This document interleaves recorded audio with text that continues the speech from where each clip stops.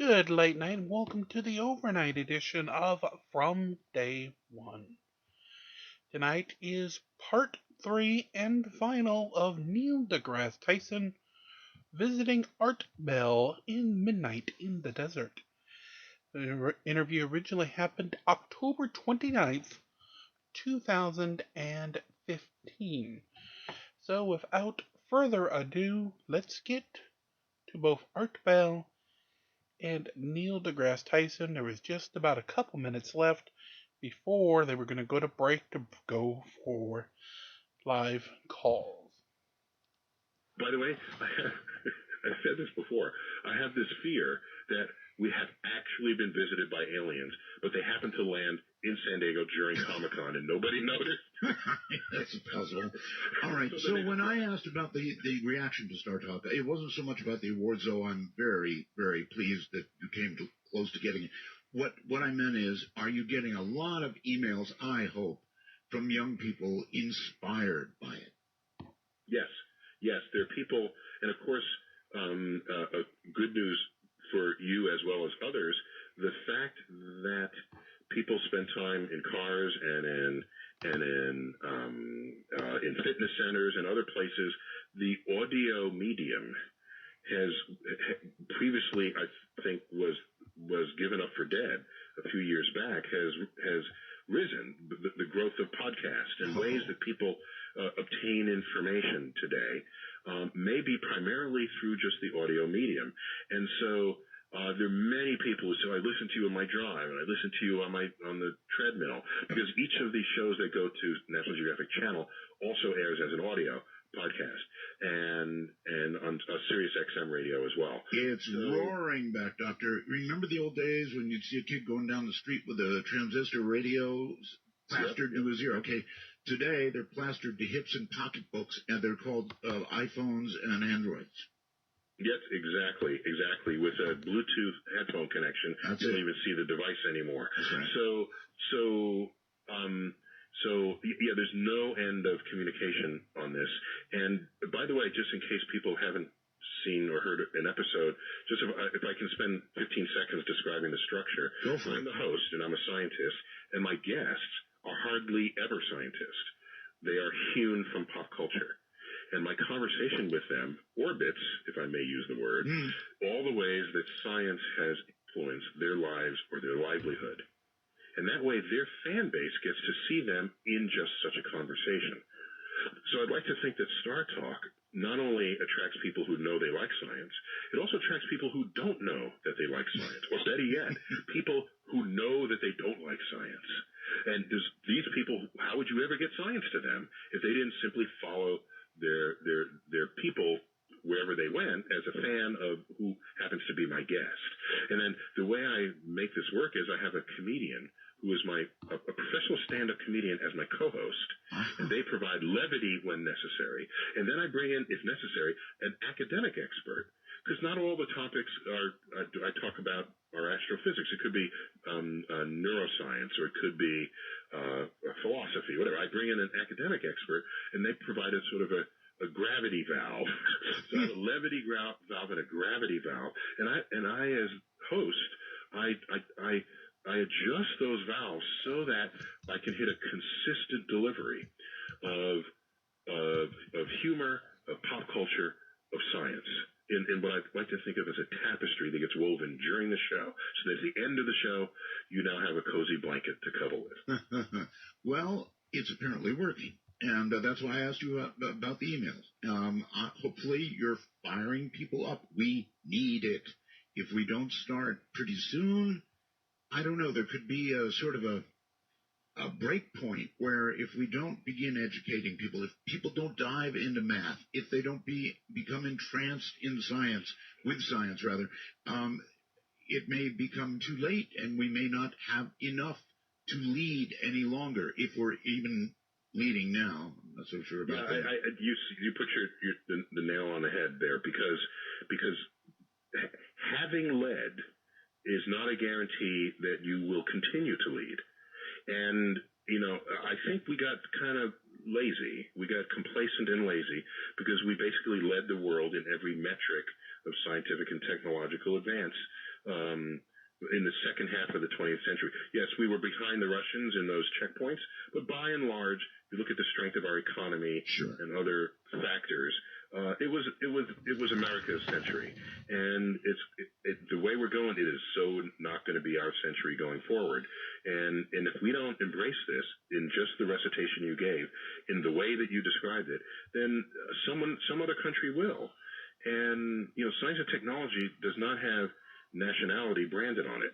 It exists to be discovered in nature, and if we don't do it, somebody else will. And if that's the case, we will dance to the tune that they play. You bet. Hold on, Doctor. All right, everybody. Dr. Neil deGrasse Tyson is here, and I'm about to open the phone lines. National number 952-225-5278. Skype, of course. We'll do the little shortened talk in a moment. We'll be right back. And again, we'll return right afterwards. I believe this is actually where it cut last night, because if I remember right, he wasn't able to get a hold of Mr. Neil deGrasse originally, coming out of the break, if I remember correctly.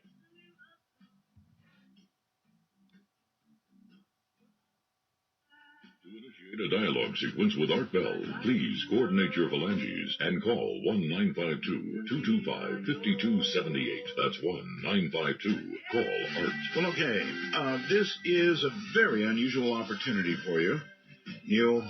Dr. Neil deGrasse Tyson is our guest, and if you want to ask any sort of question at all, I guess nothing is really too silly, so you're welcome. And again, our national number is area code 952-225-5278. 952-225-5278 by Skype, of course. In North America, you can reach us on Skype by simply downloading Skype to whatever device you've got. It's free. Skype is free. And then go to add a contact and add us. And you do that by putting in MITD51 in North America, and outside North America, MITD55. And I do have one other question before we go to the phones, and that is this. We covered what the collider was doing with respect to the possibility of a miniature black hole. There's also people that are talking about the possibility, Doctor, of communication with or discovery of another dimension. What do you think? I hope we've still got him. Doctor, are you there? Oh, man, what happened? You should be there. Dr. Tyson. Can you guys hear that? Kind of a weird... Hello, Doctor. I actually heard breathing for a moment. Doctor, are you there? I wonder if he thinks we've got a very long break. That could well be. Do you hear that? You pump it up a little here. So it would do me no good at all, the way I see it, to hang up and redial. If I did that, I'd get a busy signal, right? Very unusual situation. I am very curious, by the way, about that. In other words, if the collider can create a black hole, one would think that it could also perhaps connect with, or at least prove, another dimension, which would be very, very, very interesting. So many questions, and I have no idea at all what's going on here. So I think what I'm going to do is answer a few calls. I swear I can hear him in the background. That is Dr. Tyson, right? Let me explain to you a little bit about broadcast. When we connect with somebody, we actually lock that line. And I have locked, at the beginning of the program, actually, I locked Dr. Tyson's line. Are you there, Doctor? Are you okay, Doctor? I'm starting to worry now about Dr. Tyson. Dr. Neil deGrasse Tyson is there. I guess I can hear movement. So You hear that? As though he's just sort of marking time. I was going to begin to worry about whether he was actually perhaps ill or something, or even fell asleep. He was back east. Are you talking about me here? Oh, hi, Dr. Tyson. Hello. I just, it went dark for like 5 minutes, and then I could hear you. I heard your voice. I could hear. Suddenly you heard my voice. Yes. Wow. Incredible. Absolutely incredible. Okay. It was odd because you just kind of blanked away. Yeah. Honestly, I was here. I could hear you moving in the room. That was really strange. Yeah, okay. I could. Mm-hmm. All right. So one last question. Then I've got a million people want to talk to you. With respect to the Large Collider, I did ask you about the possibility of a miniature black hole, as well as one that could eat us all. But I did not ask you about the possibility of either opening or discovering or communicating with another dimension. Yes, you did ask, and we got distracted by the black holes. Right. So there are suggestions that the manifestation of particles in higher dimensions has certain testable, measurable implications in our own dimension. And so this is how you can actually propose a scientific test for something that you know is not within your reach, because maybe the thing that's not in your reach has indirect consequences for things that are in your reach. And so, there's some hypotheses that the higher dimensionality, which we think we live in 10, 11 dimensional space that you surely heard about but from others on this show, that we only experience our three spatial dimensions and one time dimension. But in the realm of a particle accelerator, you're extending beyond what your life experiences are. And so to the extent that higher dimensions exist and manifest in our own, there could be some experiments to test for that. And so that would be a fascinating space moving forward. Do you think other dimensions are likely? I don't see why not. I mean, why should the universe stop at the number of dimensions that we sense? Right? Why are our senses the measure of anything other than just our ability to survive on the plains of Africa and not get eaten by a lion? Right? I mean, that's really what our senses are tuned for. They're not tuned to decode the operations of the universe outside of those regimes. And this is where the methods and tools of science get invoked to do so. And that's why the universe has no obligation to make sense to us, because the definition of making sense is that it happens in our life experience. Outside of that, it just is what the measurements show it to be. And then you have to, so for some people, it's uncomfortable, or they want to stand in denial of it. When I say the whole universe was once the size of an atom, they say, no, that can't be so. That doesn't make sense. Precisely. All right. Well, it doesn't matter. Yes, like with the miniature black hole, it would be an amazing discovery, of course. But should we do that and connect with another dimension in any way at all? Possible danger? I've been reading about higher dimensions ever since I was a kid, and it's some of the most fascinating, mind-expanding thoughts you can have. Oh, yes. Is imagining a cube in 4 dimensions, in 5 dimensions. And, how many sides would it have? What would the sides look like? Just as a square has 4 sides that are lines, a cube has 6 sides that are squares. And a hypercube has 8 sides that are cubes. And now this is where your mind starts blowing, because, what does that even mean? But I'm just following a mathematical sequence here. And so it is possible to formulate what the behavior of things would be in higher dimensions, because you can see the trend line going into them from 1, 2, and 3 dimensions that we're familiar with. But that doesn't mean they'll be easy to understand, and they might even be impossible to understand. That's why the mathematics matters. And so to access another dimension, if we could, that would just be kind of cool, I would think. I mean, I see all this as amazing frontiers, not as something to fear. Perhaps another dimension. Do you think it might be detectable by gravity? Well, so the gravity is a fascinating force because, in fact, it has, I don't want to call it the power, but it has the properties of where it can emanate from our manifold, from our universe, and be felt by adjacent universes to us. So if there's a multiverse, the different universes can, in principle, feel each other's gravity. It's significantly weaker, but they can, and this would be a way to know the presence of a parallel universe without actually venturing there, which could possibly be quite dangerous for you if the laws of physics are slightly different. Your body will collapse into a pile of goo because the intermolecular forces are different, and they can't maintain the molecules that make up you.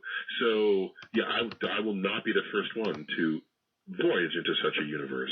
But given the fact that gravity, as we know it and understand it, can penetrate those membranes, whereas other forces cannot, that's a fascinating fact that I think deserves much further exploration. Boy, it sure is. Given a choice, if a scientist has put in, I don't know, a decade's work on some project, and he's got an on button and an off button, and the on button is going to initiate the experiment, whatever it would be, he might sit there for a few moments thinking about the possible implications, side effects of pushing the on button, but in the end, he's going to push it, right? Yes, for sure. Now, consider that rarely is that experiment so out there that it would completely transform all of life and civilization as we know it. What is more typical is that there's some other experiment that someone had done, and this person says, I think I can make that a little better, or a little faster, or a little cheaper, or a little stronger. And so then they build an increment on that, and then they push the button. And so generally this button pushing is going on as one person steps on the shoulders of someone who came before them. They rarely, if ever, have a brand new thing out of the box that no one knows anything about, and they push the button and the world ends. Okay, well, I'm going to be watching the parking lot at CERN. Okay. All right, here. I'm sure it's still on YouTube, but it's really cute. Okay. Here's Sean for Dr. Tyson. Hi. Hello. Hello, Sean. Hey, Art. How's it going? Fine. Hey, so it's an honor to be talking to you, Dr. Tyson. Oh, thank you. No, don't even. I was just here to share knowledge. So I have two questions. First one's just a yes or no question. Is there going to be a second season of Cosmos? Oh, thanks for asking. So Seth MacFarlane, as you may know, was a co-executive producer of the Cosmos, which is part of how it landed on Fox, because he's, in a sense, a Fox property with his Family Guy and his other projects. So he and Ann Druyan, who was the co-writer of Cosmos, not only this one, but the original one with Carl Sagan, they're both working to get this thing in motion and greenlit. And I don't have the latest from them, but they're working hard to make that happen. So, and at different dinners that we've had over the past months, different parts of the band have gotten back together. So we'll see. But it's likely to happen, but I don't want to I don't want to jinx anything. So let me just say that people are working hard to make it happen. Thanks for that question. So and my second question is just yes or no. What your best guess is as to what happened before the Big Bang? Oh, yeah. My best guess, based on cogent ideas that are emerging from, cosmologists, is that, we're one bubble in a multiverse. And the multiverse would be the entity that we're not familiar with in thinking about and interpreting.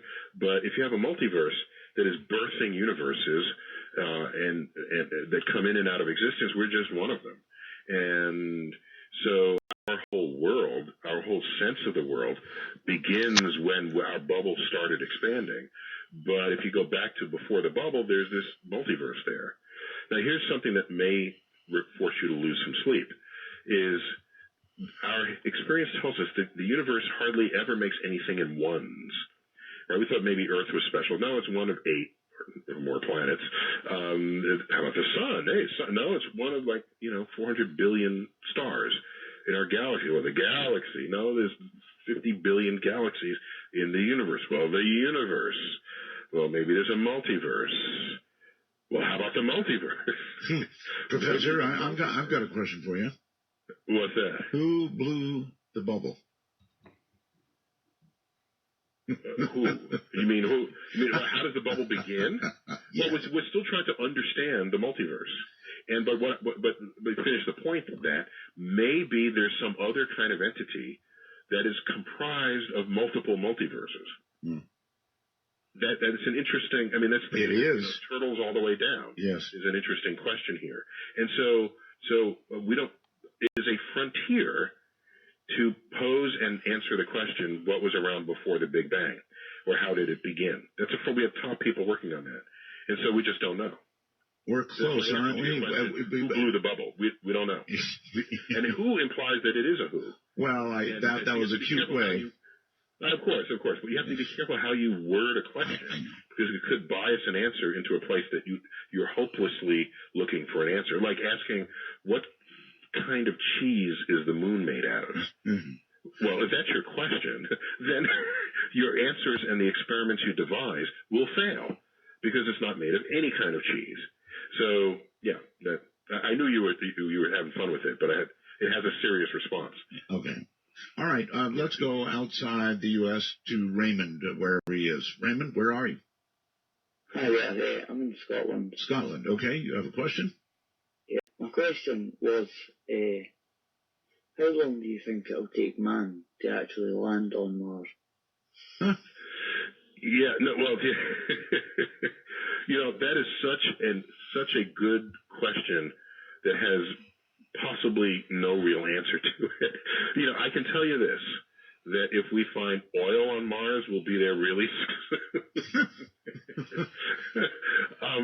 So I don't think, and this is my candid read of human behavior, I don't think it is enough motivation for any of our species to spend the money to get to Mars, to just say it is our destiny or it is the next frontier.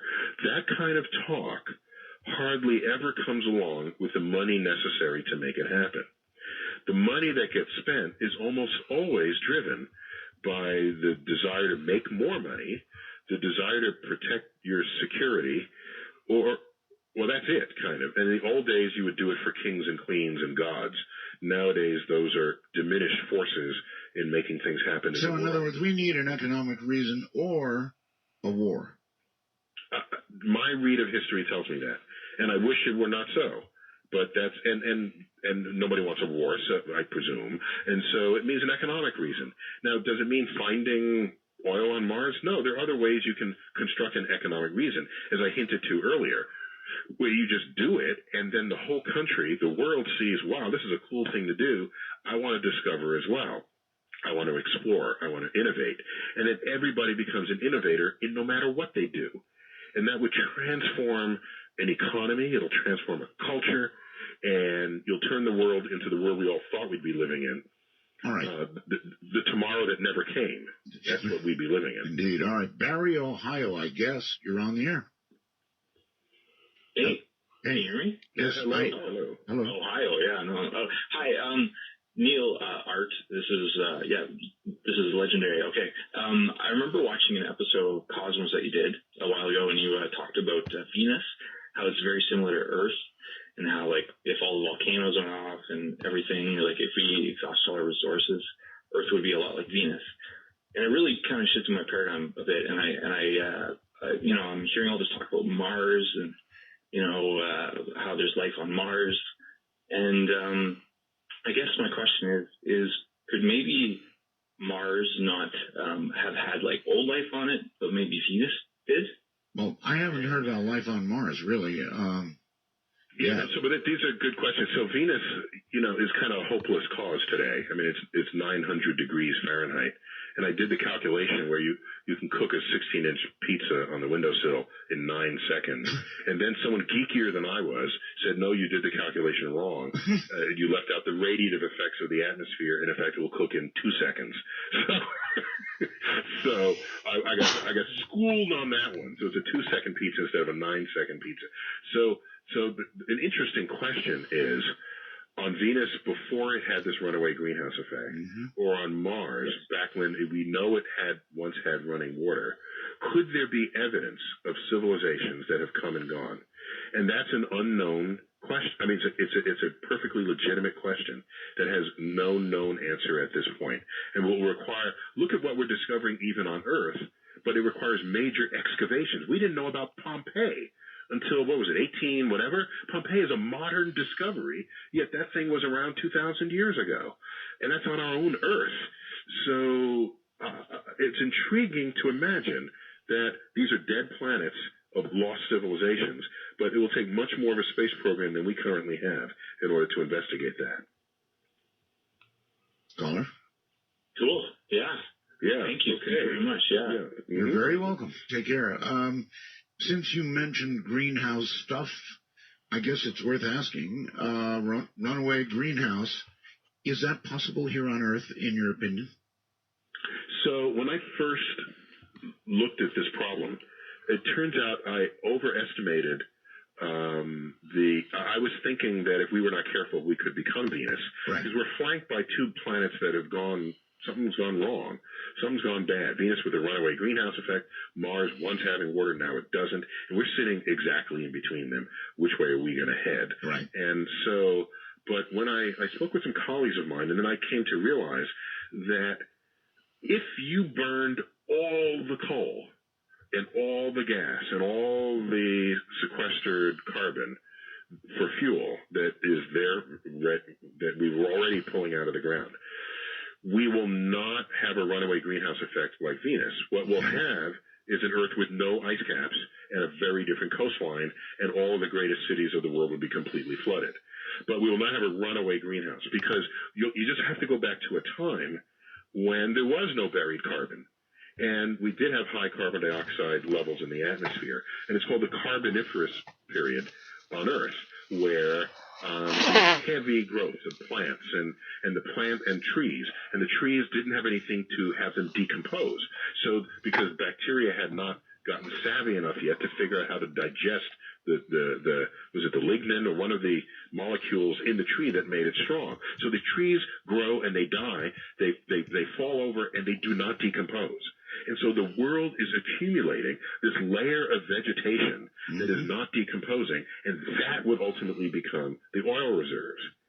So there was a time when the dinosaurs were around, there was no ice anywhere in the world. And they had much less land because of that fact. Well, what about our submerged?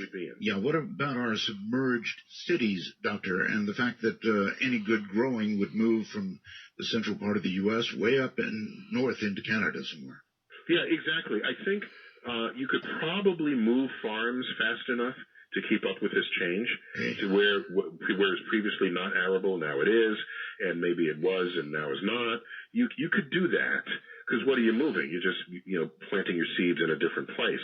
The hard part would be the cities and all the people whose entire lives, when you flood the coastlines, rich people lose their second home and poor people lose their only home. Right. You look at how many poor people live in poor countries on the coast, because that's where transportation or commerce or whatever else is conducted.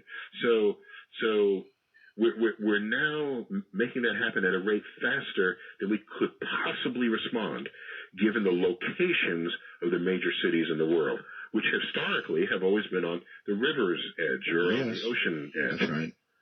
All right, very quickly, we don't have a lot of time. Chelsea, hi. You're on with Dr. Tyson. Hello. I'd like to know what the nature of the edge of the universe is, if there is an edge.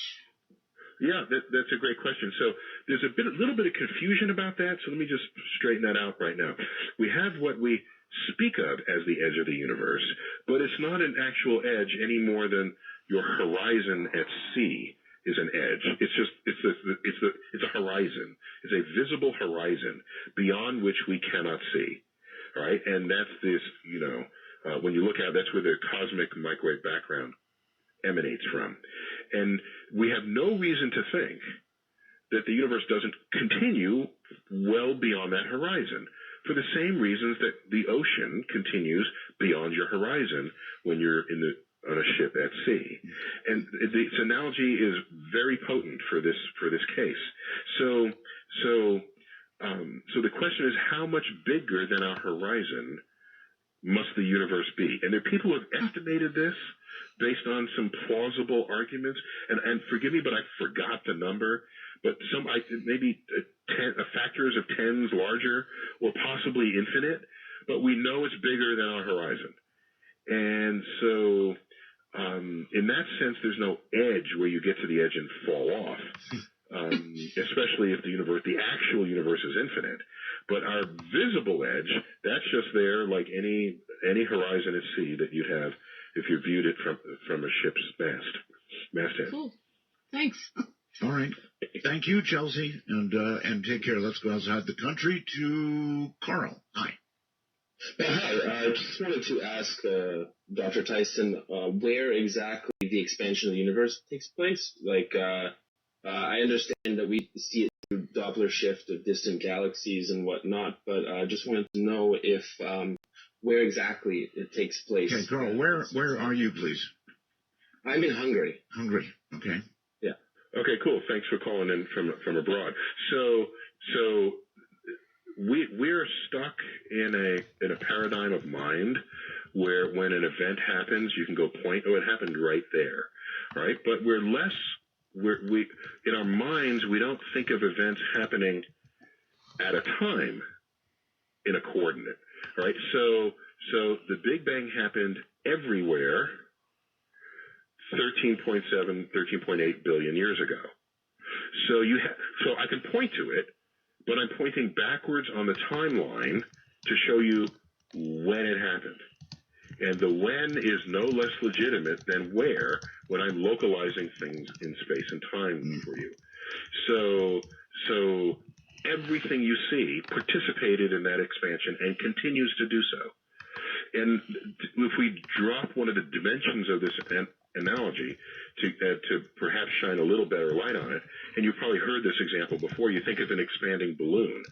So now all of space is now the surface of a balloon. The surface is expanding if you inflate the balloon. And you say, well, where is the center of this expansion? Where's it coming from? It's not on the surface of the balloon anymore. It is back through time. So you have to look in the time dimension back when the balloon was smaller. And then you can point to that exact moment in space and in time when the universe began. Okay, very quickly to the phones. Yeah. You're on the air. Hi. Hello. Hello. Yes, hello. Go ahead. Caller, you're on the air. Going once, going twice, gone to Manitoba. Hello in Manitoba. Okay. Hello, Art. Thank you so much for taking my call, and hello, Dr. Tyson. Yeah, hello. I just actually wanted to ask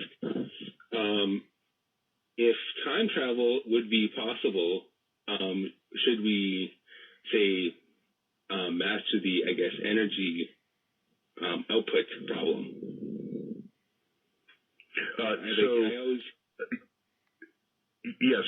So it turns out that if we had the power over the fabric of space and time enough to build wormholes, then there are trajectories around and through wormholes where you can come out in a different time from when you left, like in your past. And this is kind of scary because let's say you did that and then you prevented yourself from building the wormhole to travel back in time to see your past. You wouldn't have you have a time paradox.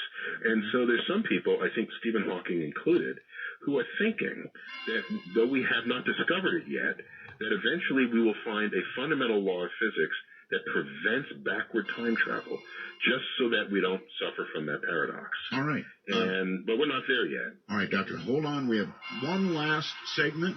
Sit tight. All right. It's the long break, and try to be there if you can when we get back. That was so strange. I could hear him somewhere in time, right? I'm Art Bell. This is Midnight in the Desert. And again, we'll return to their audio as soon as the musical bumper is concluded. for the final segment with Mr. Bell and Mr. Neil deGrasse Tyson. As they have a little dancing queen for their musical bumper.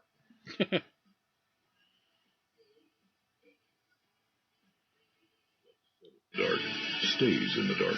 Call Midnight in the Desert at 1-952. Call Art. That's 1-952-225-5278. We are so honored to have Dr. Neil deGrasse Tyson with us this night.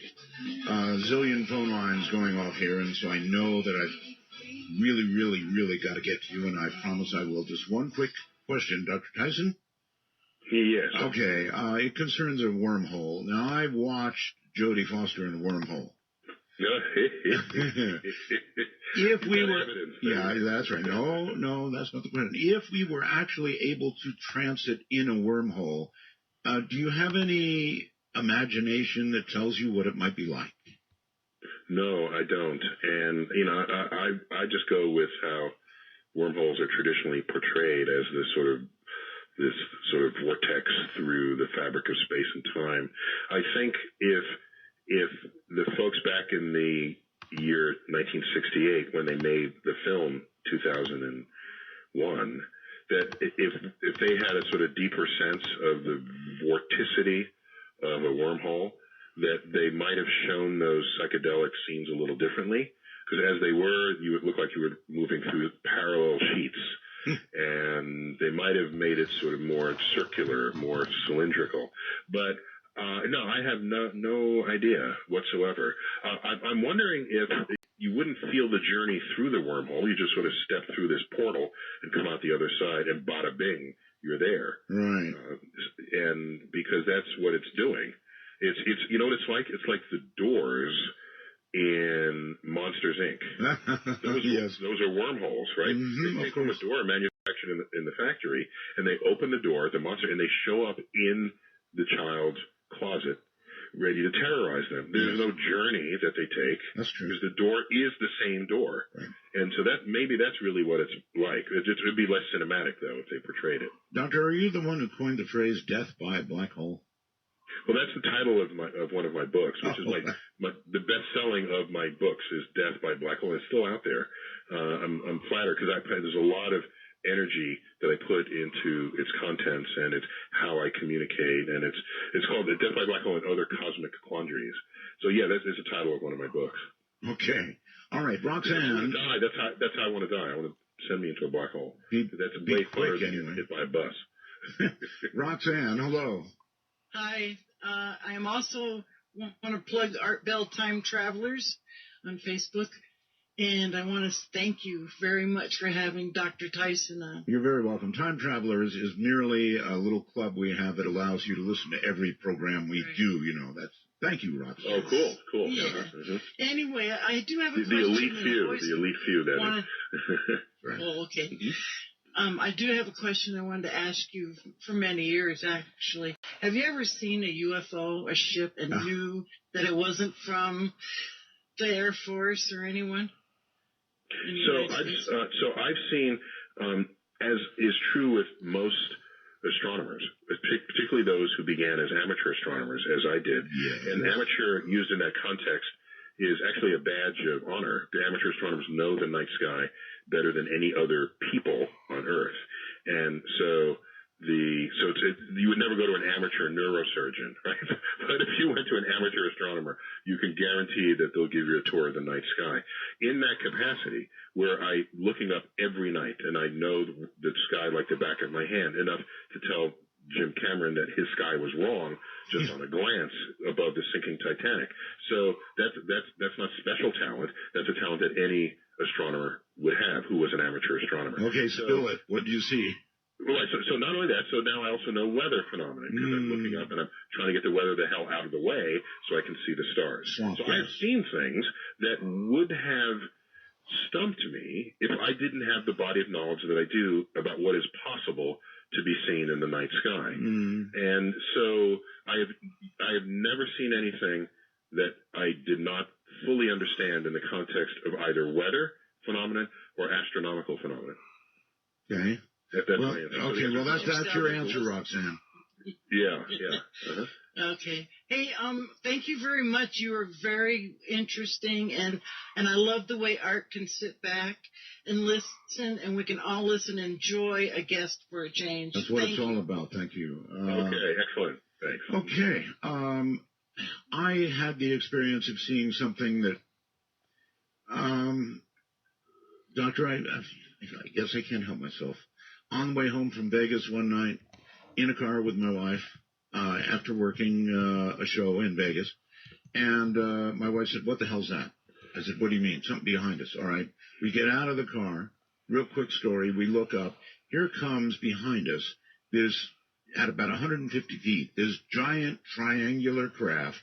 Looked very metallic, very quiet here in the desert. You could hear crickets a quarter of a mile away. This thing passed directly over our heads, continued out toward, by the way, Area 51, which is just adjacent to us here, and was defying gravity. Was not flying, not aerodynamic flight, so it was either lighter than air or defying gravity, one of the two, and it was gigantic. The moon, the stars went away, you know, the classic stuff. I saw that.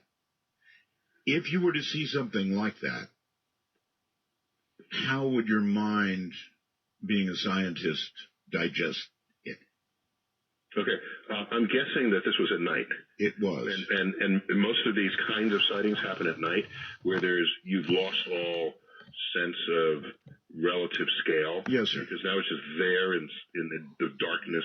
Not all sense of scale. I mean, we had the moon and we had the stars. No. My point is, if this is an object that you've never seen before, right, and there's nothing else adjacent to it that is familiar to you, right, then to assess its size becomes essentially impossible. You saw surely yesterday the images of the military blimp, okay? Yes. So if you just see the blimp in the sky, in those images, you have no idea how big that is. True. Is it a half a mile across? Is it a toy blimp? Until you came near the trees, until it's something that, and something behind it and something in front of it. So it makes judging the size very difficult. So at night, there are things you can't see, and that's why so many such sightings are reported at night rather than in the daytime. Okay. So I generally have binoculars with me at all times. I pull out my binoculars and try to find out what it is. If I don't know it, if I can't figure out what it is, I say, "Oh, it's a mystery." Okay. They're doing something cool over Area 51. Well, that's my guess. This thing was about 150 feet above me. I'm telling you, Professor, it was close. Oh, come on. We were doing beautiful. Give me just a second. Let me see what's going on with the tape. And get this as a follow-up. About a week later, the local newspaper made an inquiry of the Air Force Base, Nellis. Nellis reported back. There.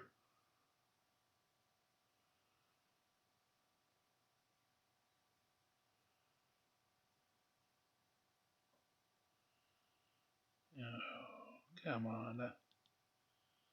There was a secret mission at that time that flew over the Pahrump Valley.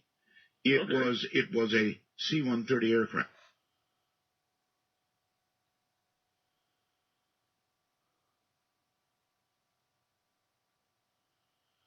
I am apologetic, folks. I did not know why this tape now wants to try to go into the great ether with just minutes left.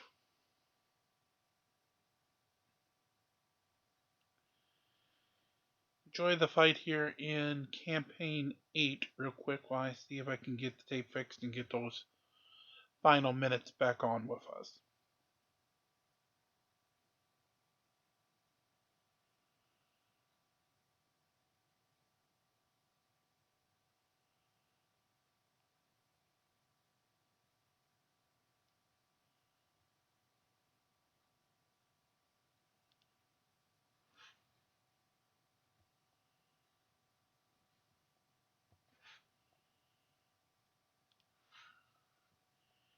At least I got it out without it finish whatever the heck it was. Let me re-spool it real quick and then we'll see if it'll play.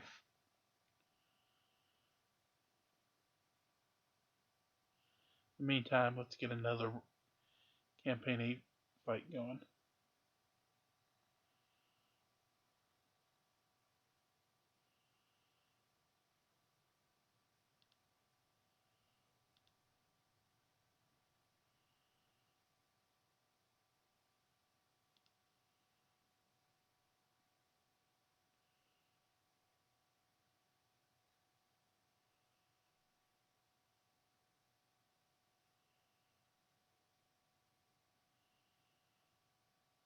And it's just loading into the machine now, trying to re-rack basically. Hopefully we'll only need one more round of the monolith of deceit before we can have it fully re-racked.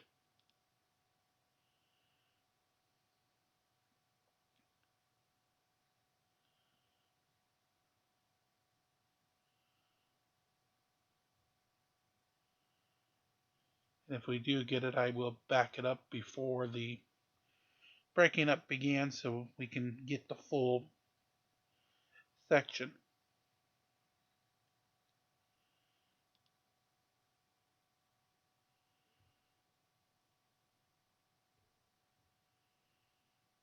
Its size becomes essentially impossible. You saw Shirley yesterday the images of the military blimp, okay? Yes. So if you just see the blimp in the sky, in those images, you have no idea how big that is. True. Is it a half a mile across? Is it a toy blimp? Until you came near the trees, until it's something that, and something behind it and something in front of it. So it makes judging the size very difficult. So at night, there's things you can't see, and that's why so many such sightings are reported at night rather than in the daytime. Okay. So I generally have binoculars with me at all times. I pull out my binoculars and try to find out what it is. And if I don't know if I can't figure out what it is, I say, oh, it's a mystery. Okay. Or they're doing something cool over in Area 51. Well, that's my guess. This thing was about 150 feet above me. I'm telling you, Professor, it was close. And get this as a follow-up. About a week later, the local newspaper made an inquiry of the Air Force Base, Nellis. Nellis reported back in the newspaper, oh, yes, there was a secret mission at about that time that flew over the Pahrump Valley. It was a C-130 aircraft. I was in the Air Force, Professor, and I flew in C-130. I guarantee you, it would have rattled my teeth at that altitude. Yeah, you can't mistake a C-130, but it could have been a drone, for example. Drones are pretty silent, and they would move exactly as you were describing. You're saying defying gravity, therefore it must have been lighter than air. No, it could have had propellers. Silent plastic propellers, like a drone. Could have. Yeah, but binoculars help because they not only help you see things close up, they also detect much more light than your human eye does. Yeah. So you can see other textures and things that would otherwise go unnoticed by your unaided eye. So carry binoculars with you. So next time that happens. Oh, it would have been nice. Binoculars and a camera, whatever. Net. Yeah, to take a big net and capture it. That'll be way better than your eyewitness testimony of what you saw. All right. Simon, outside the country somewhere, you're on the air. Hi, Art Bell. Hi. Huge fan of Neil deGrasse, too. The multiverse, as a comic book fan, I'm already familiar with it. I was wondering if I would ever be able to meet my doppelganger out there. Yes, so what you're implying there is that given the multiverse, there would be countless other universes in every possible combination of atoms and events and probabilities, and so there's surely one that has one person just like you out there, or maybe exactly you, and it's an intriguing thought. I have my skepticism of how large these infinities are. It turns out there are hierarchies of infinities. Some infinities are larger than others, and I plan to do some calculations on this to confirm for myself how big that infinity is, because if it's not a big enough infinity, we're not going to get you. We'll just get sort of other universes, and the variations in all those universes will not be enough to find a universe that'll make someone just like you. But it's much more likely that you'll find someone else who looks like you on Earth. So once you start there, Be happy with that. Yeah. Because the multiverse view is a long time coming. Okay, Simon, thanks for the question. Where are you, by the way? Toronto, Canada. Toronto. Okay. You're not actually supposed to be on that line. I should have asked. Binghamton, New York on the phone. Hi. Hey, all right. So, you guys know the parallel planetary theory? No. Right? I don't think so. Parallel planetary? Theoretically, if you met yourself in another universe or whatever, if you could take a spaceship, then you flipped a coin, like, I'm sorry, my phone or the thing's going off. Are you talking about parallel universes, caller? Not parallel planets, right? Yeah, parallel universe theory. Oh, okay. So go on, yes. If you flipped a coin, if you met yourself, if you could fly to another parallel universe and you flipped a coin, like, what would it land at? Well, we have to be careful about other universes because the same concepts that lead to the prediction of other universes also prescribe that they have slightly different laws of physics operating within them. So you can bring a coin, but does the coin remain a coin in that other universe? Does you just don't, does the structure of matter, is metal in that universe? You don't know. And so what I would do with the coin is flick it from my universe into that universe and see what happens to it. And then if it survives that trip, then maybe I'll dip my toe in and then go meet myself. Well, maybe you just flip that coin into an antimatter universe. Oh, that as well. You always got to carry some. If an alien lands, don't shake its hand until you toss it a coin. If the alien spontaneously annihilates, then you say, that was an antimatter alien. That probably would have annihilated by coming in contact with Earth's atmospheric molecules to begin with. But this is what led to the idea that the Tunguska explosion might have been an antimatter chunk that exploded in midair. But you don't need antimatter to make that explosion. An ordinary asteroid or comet will do. So yeah, you want to make sure they're not antimatter. That would be a bad situation. Certainly would. You'd have to apologize, because there'd be nobody left to apologize to. And by the way, there was an idea a few years ago that all the antimatter that should have been in our universe funneled out to make its own universe. And so you have creatures and planets and stars that are all made of antimatter, and it's regular matter that's exotic to them. And wow. Yeah, so that's something to think about. That's an out there idea. Yeah, it is. Michael, wherever you are on Skype, hi. Hi, Art, and great show tonight, guys. I have a couple questions. Go. One is, I'm wondering if your guest knows what these small lights that everyone sees in the night sky, they look kind of like stars, but they're moving way too high for a plane, sometimes changing direction. A lot of people I know have seen these. Well, until you got changing direction, I would have said satellites, but changing direction is a problem. But don't satellites just orbit with the Earth? Wouldn't they just move along with steadily along? Change directions. No, Art is right. A satellite is a ballistic trajectory in orbit around the Earth. The satellites have no rocket control or anything. They're just orbit. An orbit is a stable thing that requires no fuel to maintain, unless you're very low and your atmosphere is eating up your energy and you have to boost yourself back up. Right. But otherwise, no. If it's changing direction, it's definitely not a satellite. It's something else, and who knows what it is. And by the way, I'm perfectly content looking up and saying, "Gee, I don't know what that is," and then try to figure out a way to figure it out. And that's a healthy posture. It's very different to say, I don't know what that is, therefore it's intelligent aliens visiting us from another planet. If you don't know what it is, there is no therefore that follows that sentence. Well, Doctor, I don't know what it is. Right. Do you have another question, caller? Yes. Could the human body act as a capacitor, absorbing electricity and then discharging it just like the Dark Lord in Star Wars. So here's the problem. We're not good at holding electricity the way a capacitor is designed to do. We're very good at transmitting electricity. So that's why when you rub your feet on the wool carpet, bada bing, it comes right out to the doorknob.